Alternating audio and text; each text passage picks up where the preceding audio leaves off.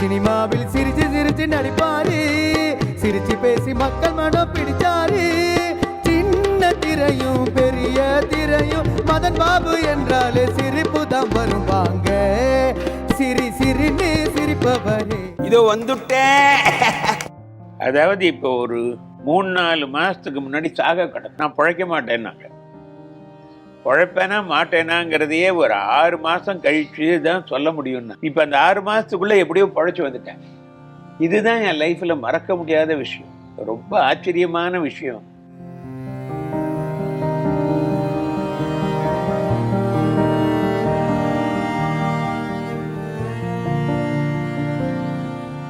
Madan pop பேசிய உருக்கமான video தான் இது.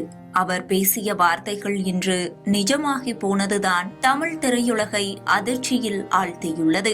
இன்று அவர் நம்மோடு இல்லை என்ற செய்திதான் ரசிகர்களை கலங்கடித்துள்ளது.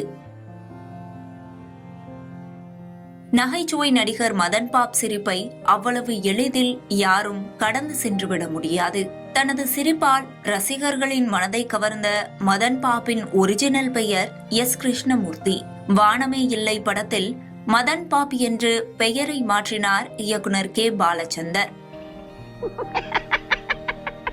அன்றிலிருந்து ரசிகர்கள் மத்தியில் மதன் பாப்பாகவே அறியப்பட்டார். திரைப்பட நகைச்சுவை நடிகரும் நிகழ்ச்சி தொகுப்பாளருமான மதன் பாப் இசையமைப்பாளராக தன்னுடைய திரைப்பட வாழ்க்கையை தொடங்கினார். தமிழ் திரையுலகில் தனக்கென ஒரு தனி அடையாளத்தை பதித்தார் மதன் பாப். இவரது சிரிப்புக்கே தனி ரசிகர் பட்டாளமே உள்ளது. தனது சிரிப்பால் ரசிகர்களின் மனம் கவர்ந்த மதன் பாப்பிற்கு அடுத்தடுத்து பட வாய்ப்புகள் வரத் தொடங்கின. தேவர் மகன், ஜாதி மல்லி, உழைப்பாளி, மகளிர் மட்டும், சதி லீலாவதி, பூவே உனக்காக, தெனாலி, ஃப்ரெண்ட்ஸ், பம்மல் கே சம்பந்தம், மாப்பிள்ளை உள்ளிட்ட பல படங்களில் இவரது நகைச்சுவை காட்சிகளை அவ்வளவு எளிதில் யாரும் மறந்துவிட முடியாது. சினிமாவில் சிரிச்சு சிரிச்சு நடிப்பாரு, சிரிச்சு பேசி மக்கள் மனம் பிடிச்சாரு. சின்ன திரையும் பெரிய திரையும் மதன் பாபு என்றாலே சிரிப்பு தான் வருவாங்க. சிரி சிரின்னு சிரிப்பவரே. திரைப்படத்தில் நடித்துக் கொண்டிருக்கும் போதே சன் தொலைக்காட்சியில் வெளியான அசத்த போவது யாரு நகைச்சுவை நிகழ்ச்சியில் நடுவராக பணியாற்றினார் மதன் பாப். இந்த நிலையில் அவர் கடந்த ஆண்டு மருத்துவமனையில் சிகிச்சை பெற்று வீடு திரும்பிய பிறகு அவர் பேசும் வீடியோ ஒன்று வெளியாகி ரசிகர்களை கலங்க வைத்தது. தற்போது வரை சிரித்துக்கொண்டே இருப்பதுதான் எனக்கு சந்தோஷம். என்னுடைய வாழ்க்கையில் மறக்க முடியாத விஷயம் என்றால் இதைதான் சொல்லுவேன். கடந்த 4 மாதங்களுக்கு முன்பு உயிருக்கு போராடி கொண்டிருந்தேன். நான் உயிர் பிழைப்பேனா என்பது எனக்கே தெரியவில்லை. நான் பிழைக்க மாட்டேன் என்று சொன்னார்கள்.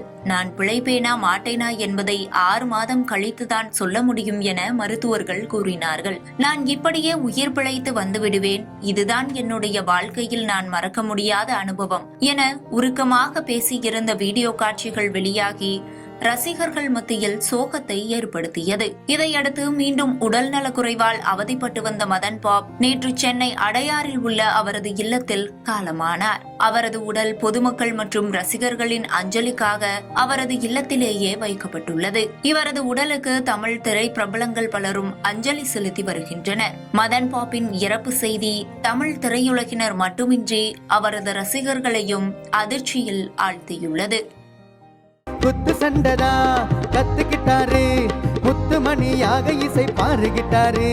மெட்டு போட்டிடும் கெட்டிக்காரரு, 8 டிகிரி பட்டம் பெற்ற சிரிப்புக்காரரு.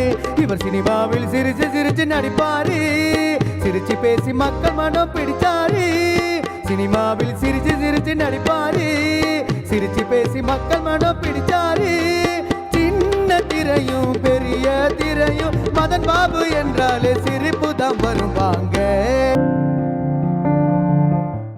இதோ வந்துட்டேன்.